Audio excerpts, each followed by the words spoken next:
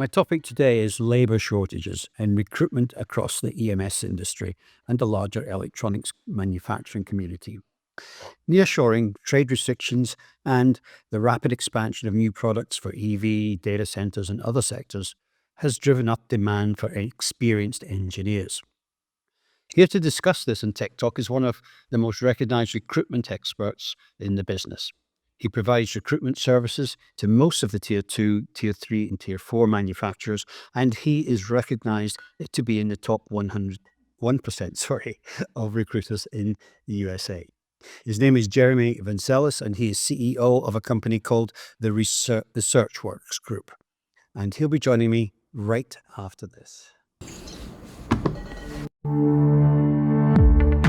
Welcome to Tech Talk with Trevor Galbraith, a video podcast that features industry leaders and experts from the electronics manufacturing community. Recorded at major events around the world and from the studios of Global SMT TV. Now here is your host, Trevor Galbraith. So, welcome to the program, Jeremy. Nice to see you. For the benefit of our audience who are not familiar with you, can you give us a quick backgrounder on the SearchWorks Group? Yeah, absolutely. Great to be here. Thanks for having me. I appreciate it. The SearchWorks Group, we've been focused in the electronic manufacturing industry for coming up on 17 years now.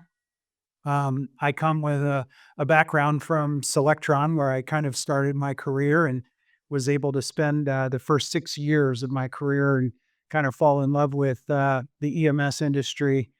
Living there, I loved the pace, I loved the problem solving, I loved the customers and our teams, the whatever it takes kind of mentality. And when I had the opportunity to join this firm, that's kind of the area that I knew I wanted to specialize in and support.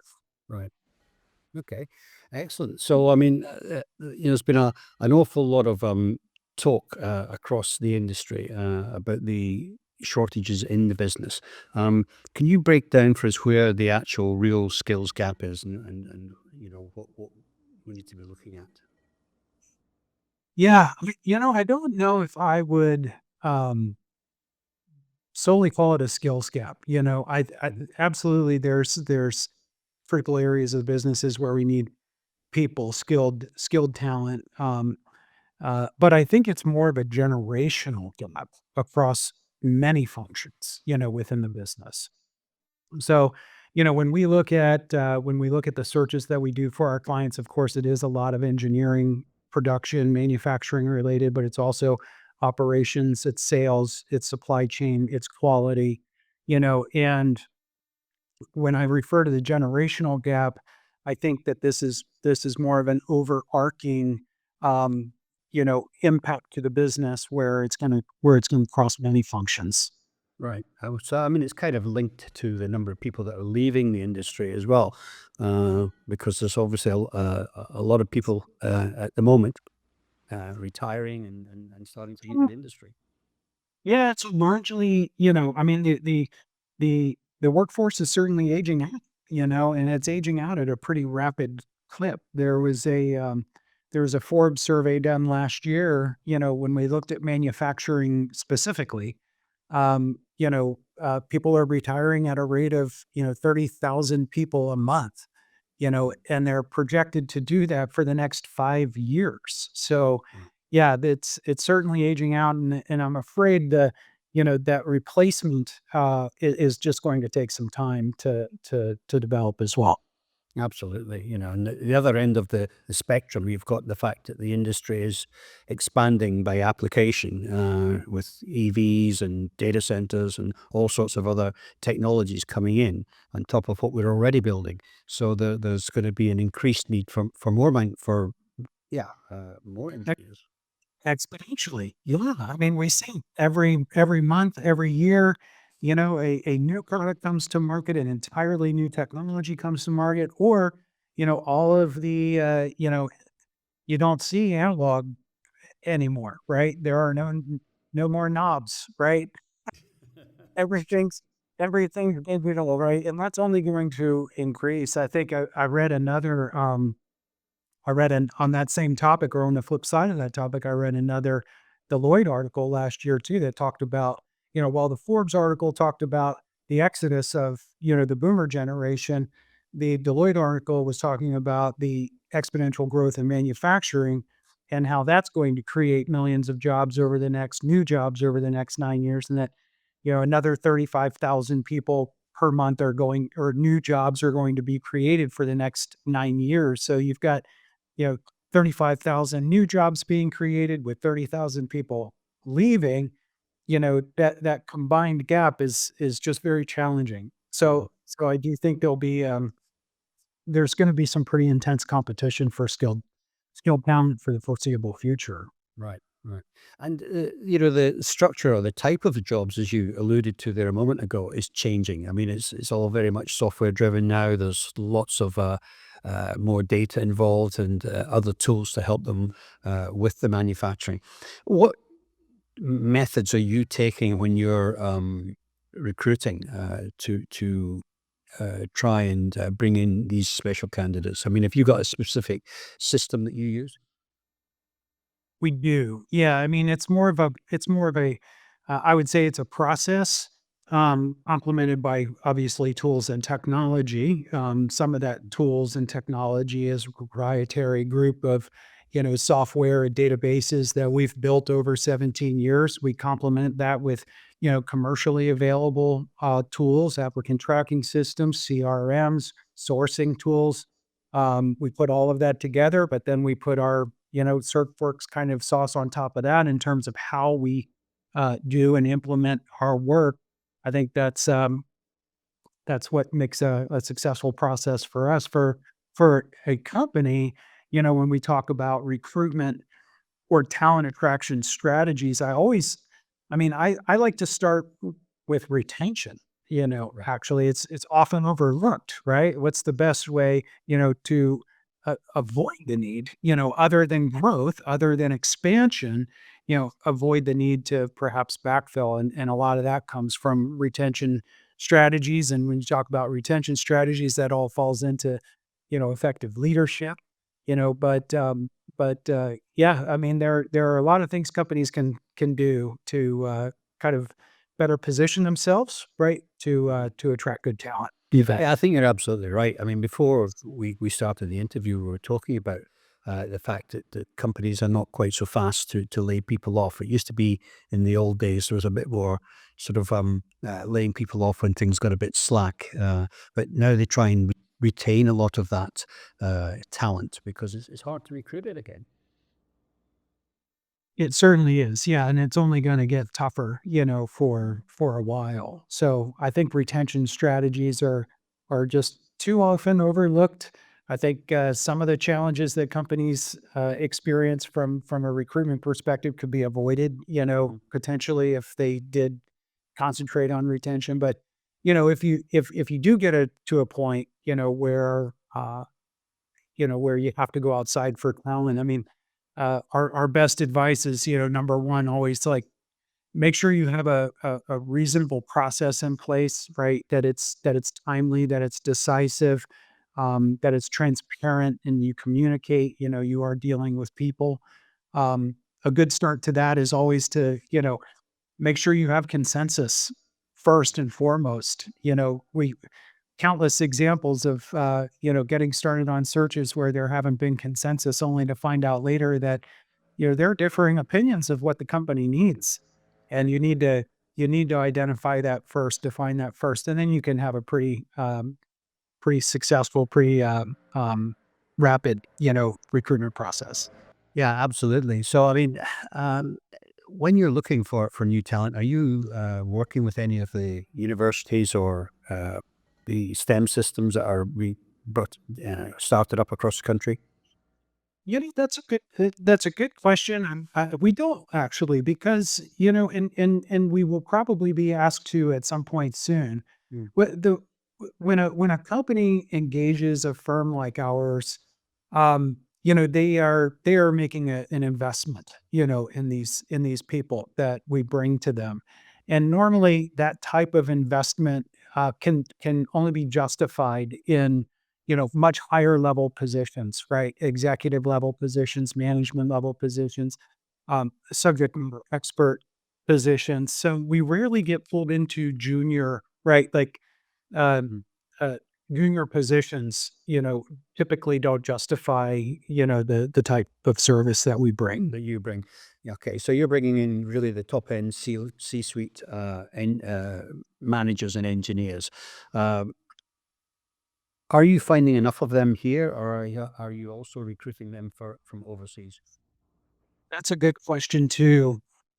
We haven't had to quote import executive talent. Yet I think there's plenty of that today, but I don't necessarily think that's going to be the case 2 years, 3 years, 5 years from now, right? Because just think about it. Those people that possess that experience are also going to be among those 30,000 leaving every month. Yes. Right? They'll hang on for a while. We've got access to them for maybe another 3 to 5 years, but Mhm. not after that. So really the question is, what are the companies doing today to internally develop that next generation of leadership, for their businesses? And I do think there's a fair number of those people available as well, right? Gen X is not quite the size of much smaller actually than the boomer generation, but they do there are quite a number, right, of Gen X type people in EMS that can uh, support that next generation of leadership. And you find there's quite an appetite amongst the Gen X generation to want to get involved with, and continue in manufacturing? Yes, yes, absolutely. And I think there was a fair number of those people that exist within, if we're going to talk about contract manufacturing specifically or EMS specifically, you know, I'm going to go as far maybe, the current workforce or the people in the industry today, right? Like maybe they're a manager or a director today, or maybe they're a senior director, but they're not a VP or C-suite yet. Um, I'm I'm I'm going to say at least a good 70, 80% of what these companies will need in the future exists today in the industry. Where they might need to go outside of the industry, though, is not necessarily from other countries, but I think other adjacent markets, right?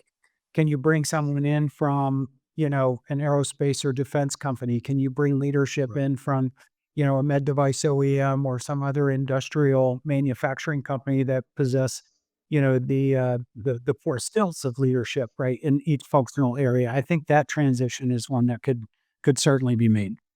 Okay. Um, so when you're going through your system to recruit these senior engineers, what about are some of the advanced techniques that you're using? The human-centric approach that leverages things like tools like AI and predictive analytics. Do you use any of this kind of thing? Yeah, this is a sensitive one for me, right? Because everybody, certainly in the recruiting industry, it's do more with AI, automate, automate, automate, do more. And I think AI is great um, from an enablement perspective, and when I mean enablement, I mean enable interaction, Hmm. not replace, not replace interaction, but more easily enable the interaction because really recruitment is all about the people. It is a person to person process and activity. And if you replace that with automation, you're just going to run into trouble, or Right. your matches will not be genuine. Right. The only way to get a genuine connection is to have the direct interface with the person. So yes, we do use AI tools for our video calls, our note taking, some of our sourcing, use applicant tracking systems and a CRM to track our activity, right? So we're pretty sophisticated from a tools perspective, but our tools are not meant to create a shortcut. Our tools are meant to enable um, the direct person to person interaction. Right. Well, I think in manufacturing terms that AI and some of these tools are looked on as an assist to the engineer, to help him to do his job better or quicker or whatever, and take out some of the grunt work in some cases. But for the most part, they're used as an assist. Um, Yeah. so it's kind of interesting. So looking at the different range of companies you work across, you mentioned earlier you're working with the EMS industry, you're working with some of the OEMs. Do you also go down into the PCB level and this type of thing?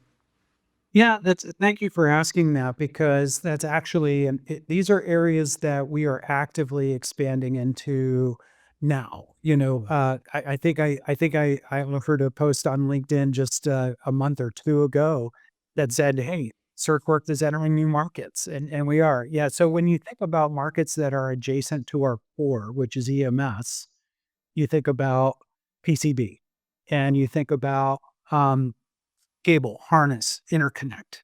You think about distribution, right? On the component side, you think about component OEMs and you think about direct OEMs. So if you think about kind of that electronic ecosystem, right? That's who we want to serve. So what about going in the other direction and looking at companies that are OSATs or doing advanced packaging or even up into the chip level? Have you looked at that? I would say that yeah, I would say that that's an area of opportunity too. I think that at the chip level, because of the wave of focus of, the CHIPS Act and reshoring semiconductor manufacturing, I think it's going to be saturated, honestly, with other firms. And I'm going to try to take bites, like small, like bites that we can handle and actually deliver on. So we may get there, but it won't be immediately. Right, right. Okay, Yeah. excellent, excellent. So what do you do? When you go in to speak to a customer for the first time? I mean, what is your secret sauce? What makes SearchWorks different? And what makes it compelling for a customer to want to work with you?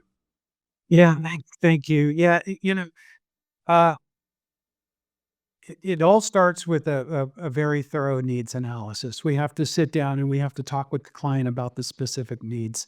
And we are a retained search firm, so our customers are investing with us upfront, before we even get started on a search, so that when we go to the market on their behalf, and we can market their opportunities as retained, candidates know that this company is serious. Candidates know that they've invested with us to get this filled.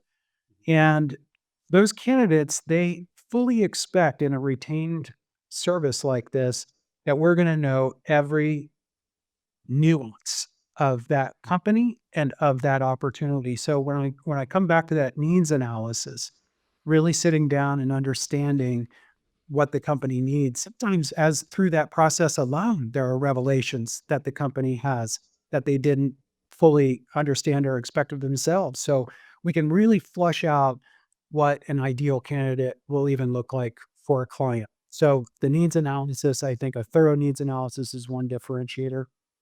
The other is we do have, I think our reputation honestly does help us a lot. And our niche focus in the market for so long has enabled us to um, access the target audience, right? So from your needs analysis, you determine what a client needs. From there, you can then determine who your audience is going to be. And for a firm that is not familiar with the industry, that could take weeks or months alone just to figure out who the proper audience should be. For us, it's minutes or hours, right? We are very fast. But then beyond that, it's I think our ability to tell the story is is really important, right? Because once you do engage with someone within that audience, you need to be prepared to have a compelling story for that person, right? Keeping in mind, 90% of the people that we talk to are happily employed today. They've got their head down, they're doing their job, they're not looking. We've just knocked on their door and we need them to lift their head up and listen to us just for a moment, right? And so our ability to articulate the opportunity, and tell, this compelling story to get people to listen, I think that's, one of our key differentiators. Beyond that, though, you have an entire process, right, that follows that. And that process takes an awful lot of care, right? It takes care on the client side, and it certainly takes care on the candidate side. These people are about to change their lives for you, right?